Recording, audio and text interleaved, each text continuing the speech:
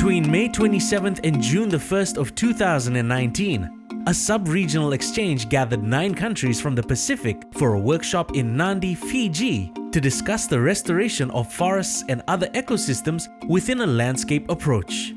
This workshop was coordinated by the Forest Ecosystem Restoration Initiative of the UN Convention on Biological Diversity and the Forest and Landscape Restoration Mechanism of the Food and Agriculture Organization of the UN, in partnership with the Pacific community. The Forest Ecosystem Restoration Initiative, or FERI, is a 6-year program that aims at developing the capacity of developing country parties to the convention to undertake more ambitious restoration actions in their national territory. And one of the main activities under the initiative is the organization of these regional workshops, whereby we gather countries from one region to exchange about their experiences and the design of policies at the national level, and get them to learn from some of the experts in the region about restoration techniques and how to apply them on the ground.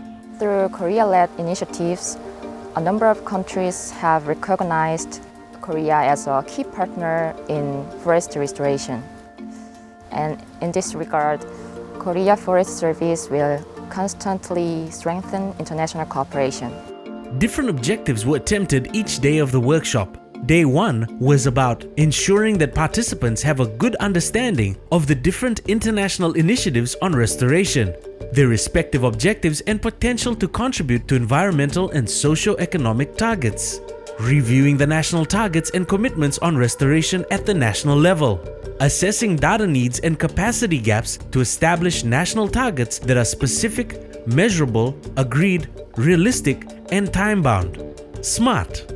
I'm very supportive of the idea of bringing all the many different measures that we need to use when we're reporting internationally on CBD and on desertification, on climate mitigation.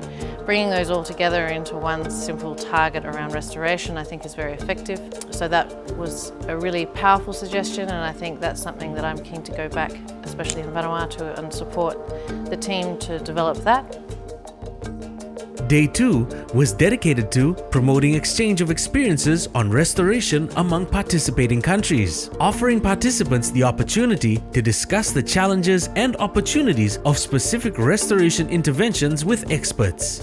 I'm so fortunate to be among technical people, especially in forestry and in agriculture, and they presented the workshop with so much data and information that's necessary for planning purposes and future discussions and conversations on the subject that we are covering. This workshop actually provides an opportunity for the Ministry of Forestry, Agriculture, Ministry of Environment to come together, to come and share the experiences or learn from each other on how they can better manage their natural resources, especially with the restoration of the different ecosystems that we've been talking about. It's either the forest ecosystems or the mangrove ecosystems. Day 3 was used to raise awareness of the participants on the importance of considering the economic dimension of restoration, explore public and private sources of finance for restoration.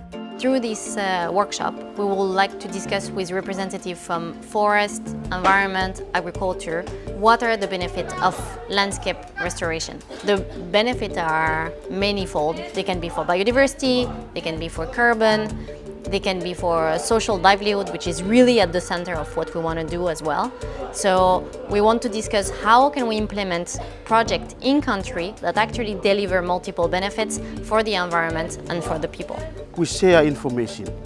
We share those planned activities, especially forest and landscape reforestation among us at the Pacific, especially from Fiji and Solomon Islands, Vanuatu. They are a little bit ahead from us in Tonga in terms of forest and landscape reforestation.